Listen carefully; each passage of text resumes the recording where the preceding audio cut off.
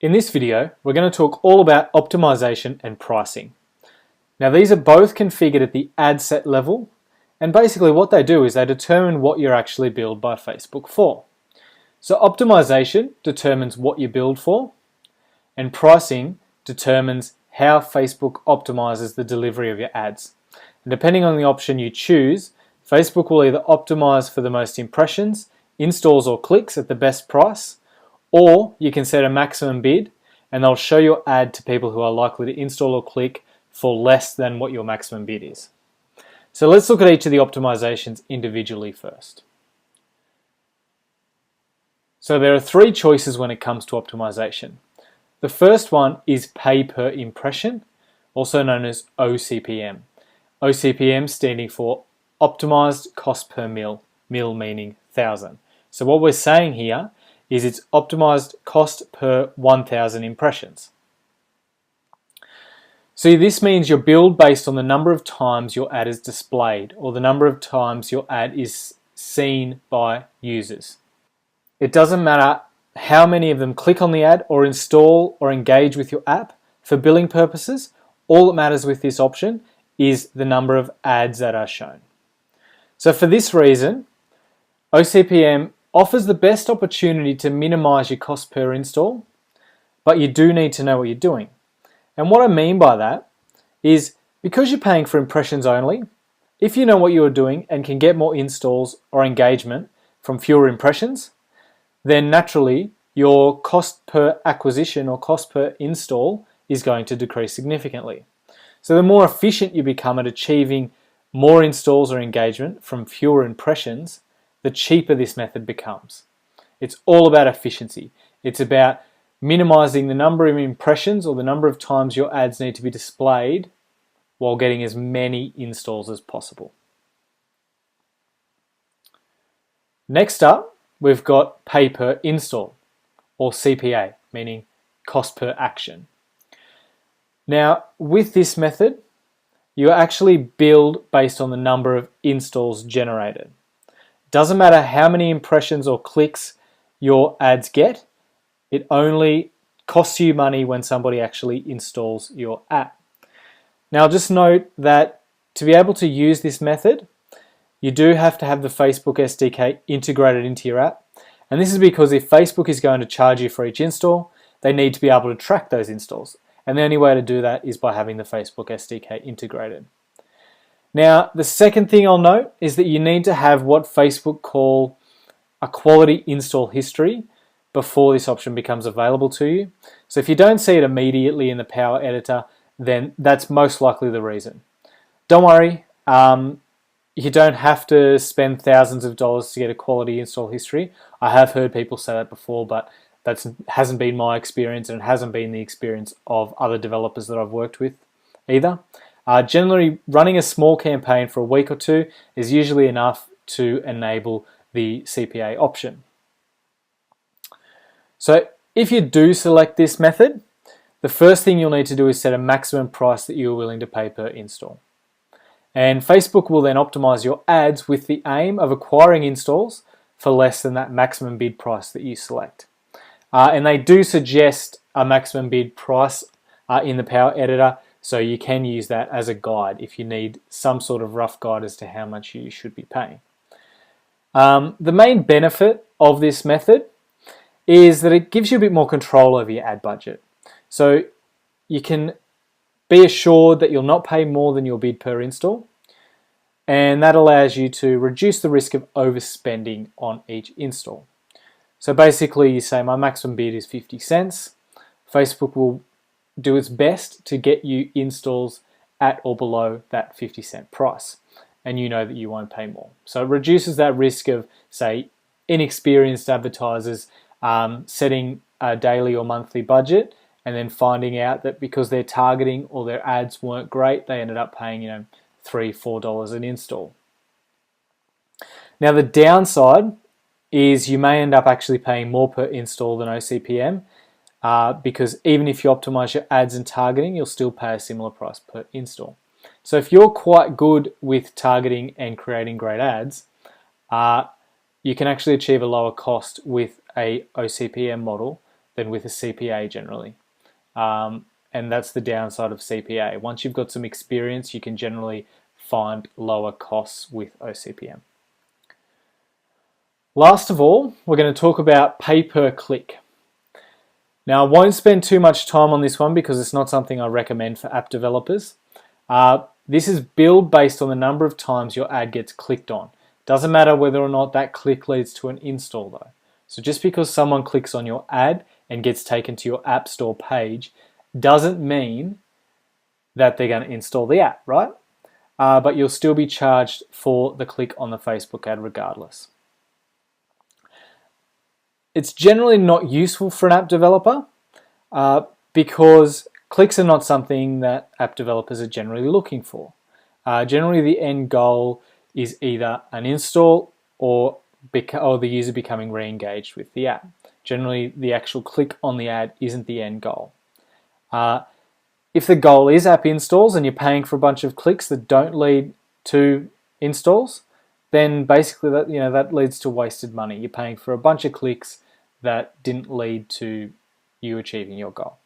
And again, it's not recommended. Unless you've got some obscure reason or you think that you may have found a way to use these effectively, then I generally don't recommend pay-per-click campaigns to app developers. And just before we finish this video, I want to go back and cover pricing one more time. We briefly talked about this in the first slide, but I think it's worth diving into a little bit more. So first of all, if you select either the OCPM or CPC optimization option, you'll get two pricing choices. The first one is to get the most installs or clicks at the best price, meaning that Facebook will optimize your ads to get as many installs or clicks, depending on which optimization option you chose, at the best price. Now the second option allows you to set a bid or set an amount, and that's how much you feel an install or click is worth to you, and that will become an upper limit. So if you choose this option, Facebook will try to place your ads so that you get as many installs or clicks as possible for a price at or below the bid that you enter. You're still paying on a cost per impression or cost per click basis, but Facebook will try to get you as many installs or clicks at or below your bid price by placing the ads in front of people who they think will install or click for less than that price. So that's a basic summary of your two pricing options. Generally, I will stick to, I always, as I mentioned before, will use a CPM model over a CPC. I generally never use a cost per click campaign, and I will generally use the get the most installs at the best price option. So now let's head over to the Power Editor and have a look at where we can set up the optimization and pricing options. We're back in the Power Editor, and now I want to show you exactly how you configure those optimization and pricing options that we just talked about. So first of all, we find our ad set. Okay, I've just picked this one, My Amazing App. We scroll down, so we're on the Ad Sets tab, we scroll down, and we've got our optimization and pricing section. If you click on the drop-down box, we've got our three options that we've already talked about. We've got pay per impression, or CPM. We've got pay per install, or cost per acquisition, CPA. Or we've got our clicks, and that's where we pay per click. Now you're choosing how you want to optimize. So depending on your choice, Facebook will optimize your ads to achieve whichever one you choose. So here they'll find people likely to install your app. Here it'll do the same thing, but you'll pay based on installs, and the last one you'll pay based on clicks. So if we choose the first one, pay per impression, we get to choose our pricing option. Now here we can say get the most app installs at the best price, charge for impressions, or we can select to set the amount an app install is worth to us. We're still charged per impression, but Facebook delivers this slightly differently, and it shows it only to people who are likely to install your app for less than your bid price. So it's a good way to control your budget, but if you put this bid price too low, then you're not going to get any installs, or you're going to get very few installs.